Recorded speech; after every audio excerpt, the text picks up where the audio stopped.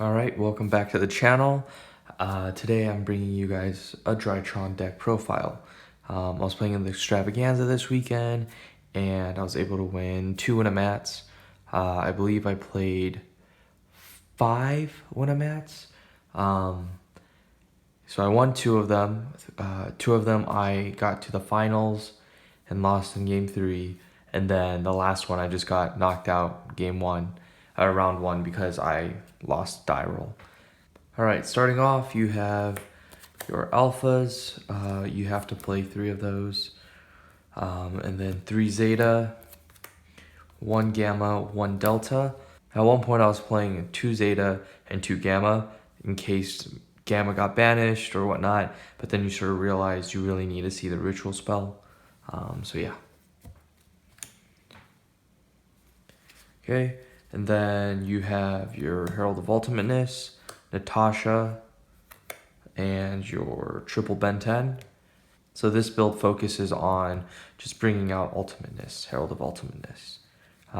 Much better than, I think, passing on a Vanity's Ruler. It also leaves you with more recursion as well as more playability turn 2 or turn 3.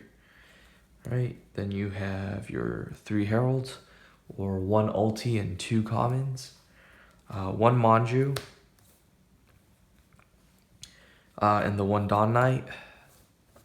And then, so normally you only play 1 Petite and 1 Ava.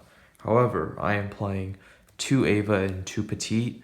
I'm iffy about cutting this down to 1, but definitely playing 2 Petite, because that way your Ava is always live, even if you draw into Petite Angel.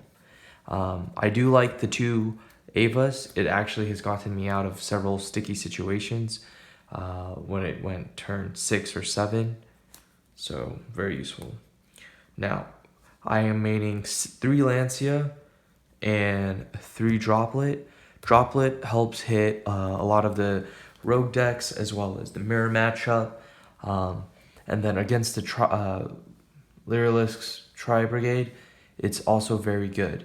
However, the issue is if they activate Kit Effect, and if you don't have anything to negate it, they can send a trap, and usually they'll end on all 3 pieces, and so they'll be able to negate it. Got 2 Pot of Prosperities, 3 Cyber Emergencies, and 3 Novas.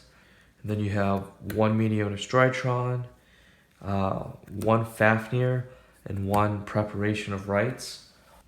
I really like Fafnir because it lets you search, and then it basically just adds Nova, and then you can special summon Nova. It also protects the ritual spell. But with the current build, I'm at 42, and I didn't want to play more. 1 Preparation of Rites, because if you don't see a Ben 10, you sort of lose. This is also because perhaps Ben 10 will get limited, and if that's the case, I cut 2 Ben 10 and then add 2 more Preparation of Rites. I didn't want to rely too heavily on Preparation of Rites, just in case. And then finally are the 3 one-ofs, 1 Instant Fusion, 1 Called By, and 1 Foolish. Instant Fusion and Called By are absolutely wonderful when you're going first. Then you can play without fearing Droll, which is just so good. You can get your entire combo off and not worry about it. Foolish Burial is also very good because it's essentially another Drytron in name, because you can send it if you don't send a Drytron if you don't have one, or if you have a lot of fairies but you haven't run into Ava yet, you can send Ava, banish 2 fairies, and have more negates or more summons depending on what you want to play.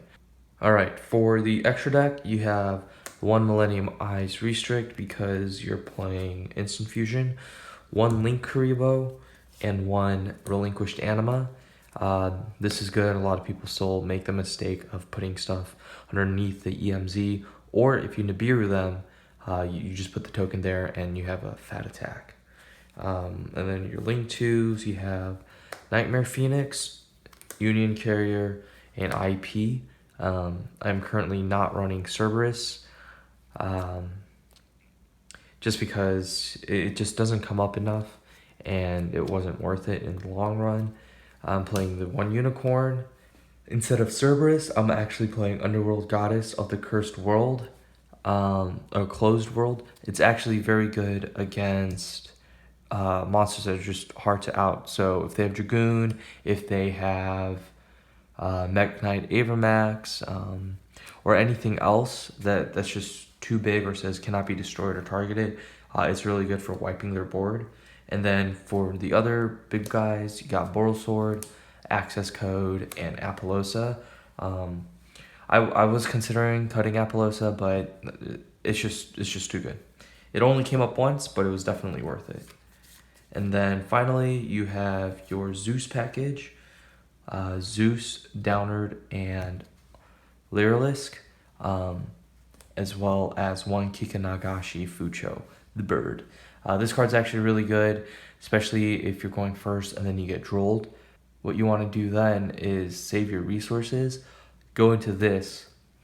Hopefully you have another negate in hand, or if you don't, then you hope that they can't really set up a board. But yeah. And then moving on to the side deck. So for the mirror match, I have 3 Droll and Lockbirds. And then against the mirror match sometimes, or if you want to, for Virtual World, any other combo heavy deck, Dragon Links, the Lyrulisc deck, Nibiru is actually very good. It'll stop them and then they have to use extra resources and on a suboptimal board. After game 1, I will almost always sign in Ghost Spell. It helps play around Cycle Reader. That card is absolutely disgusting when it comes to this deck. If you get hit with Cycle Reader, you're pretty much done for. Then you have 2 Twin Twister, 1 Harpies, and 1 Red Reboot for back row hate. And then I would have played Cycle Readers, but I didn't have them. And so just in case for more back row hate, I cited into Cosmic Cyclones. Additionally, I'd like to shout out Jeremy Zhu for letting me borrow these beautiful secret Ben 10s. I was playing with rares up until now, and he just had them sitting in his binder. Shout outs to Black Box, shout outs to Underground, shout outs to Bryson and Richard Stern. Thanks for watching the video, and please like and subscribe. See you guys next time.